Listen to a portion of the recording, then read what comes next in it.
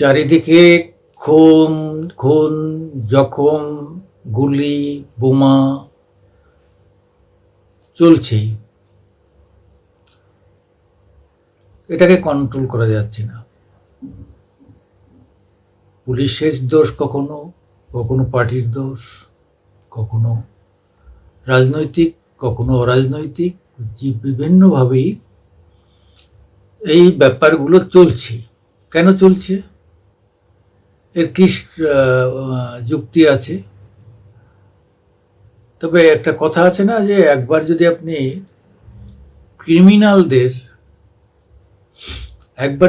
ক্রিমিনালদের ব্যবহার করেন, কিন্তু ক্রিমিনালরা সারা জীবন আপনাকে ব্যবহার করবে, ব্ল্যাকমেইল করবে বিভিন্নভাবে। ক্রিমিনালদের উপর ডিপেন্ডেন্ট হয়ে পড়লে, এবং সে যদি কোনো রাজনৈতিক দল হয় এবং সে যদি শাসক দল হয়, তাহলে আরো সর্বনাশ। আমরা দেখেছি যে এইরকম যারা নেতা, তারা পরে স্বীকার করেছে যে অমুক ঘটনা কিন্তু আমি কখনো বলিনি এদের ঘটাতে, কিন্তু এরা তাদের নিজেদের স্বার্থে ঘটিয়েছে, তারপরে আমাকে শেল্টার দিতে হয়েছে। কারণ আমি একবার যেহেতু তাদের ব্যবহার করেছি, কাজে সারা জীবন তাদের আমাকে শেল্টার দিয়ে যেতে হবে, তাদের জামিন করাতে হবে, তাদের পরিবারকে খাদ্য সরবরাহ করতে হবে, যখন খুশি টাকা চাইবে তা দিতে হবে। এই ব্যাপারগুলো চলবে।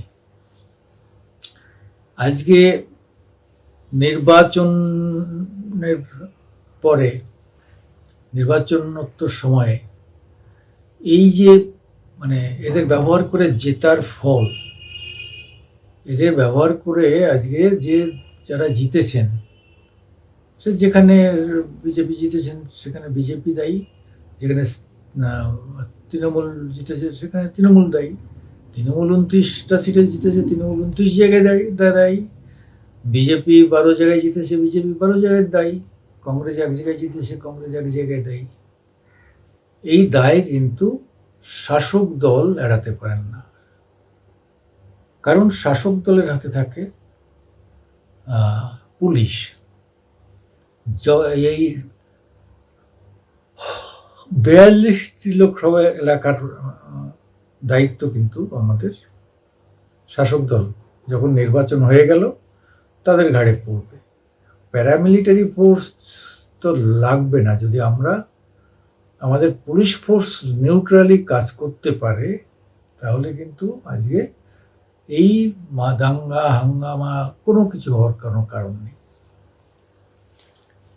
সেই জায়গায় দাঁড়িয়ে আজকে ভাবতে হচ্ছে যে কেন্দ্রীয় সরকারকে 3টে আইন বদল করে আনতে হয়েছে। কেন? আজকে পুরনো যে ব্রিটিশ আমলের যে আইন, ব্রিটিশ আমলের যে penal code, IPC, Indian penal code হিসাবে ব্রিটিশরা যে আইন করে গেছে, আমরা তারপরে কিছু করতে পারিনি, আমরা সেইটাই চালিয়ে গেছি।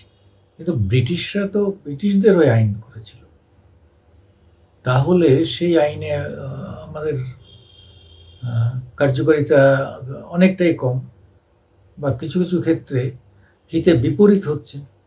সেটা আমাদের দেশের মানুষের স্বার্থবিরোধী হয়ে যাচ্ছে, যার ফলে দায়ী হচ্ছে পুলিশ। কোনো কিছু হলেই পুলিশের নিষ্ক্রিয়তা, পুলিশ কিছু করে না, এটা আবার পুলিশের সক্রিয়তাও অনেক সময় সমস্যা তৈরি করে।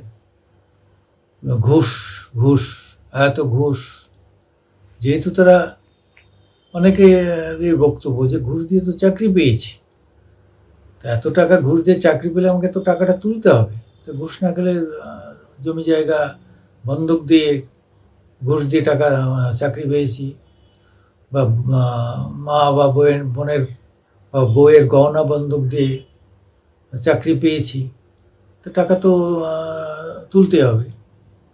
কাদের কাছে তুলবে? জনগণের কাছ থেকে। একটা এফআইআর করতে গেলে বলতে হবে টাকা দাও, নাহলে এফআইআর হবে না। পুলিশকে দিয়ে যদি কোনো কাজ করাতে হয় তাহলে পুলিশকে আগে টাকা দিতে হবে।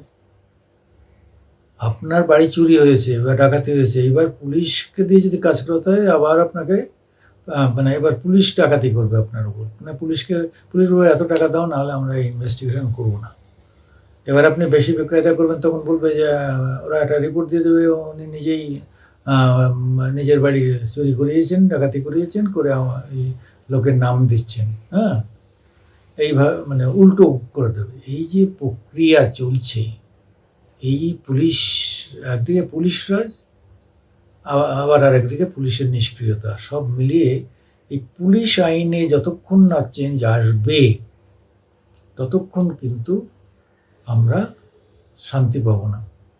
আর দ্বিতীয় হচ্ছে যে ক্রিমিনাল এবং পুলিশ, এদের যারা যে দল বা যে সরকার ব্যবহার করবে, যে শাসক দল, তাদের কিন্তু এরাই আগামী দিনে বদনাম করে দেবে, উল্টো ব্যবহার করে দিয়ে এমন করে দেবে তার কিছু না। আজকে মমতাকে তার পুলিশের বিরুদ্ধে, তার আমলাদের বিরুদ্ধে কথা বলতে হচ্ছে কেন?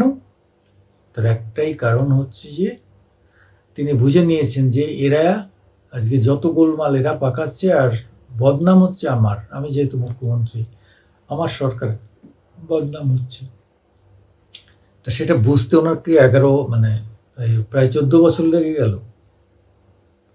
14 বছর লাগেনি, তিনি বুঝেছিলেন, কিন্তু তেনার কিছু করার ছিল না।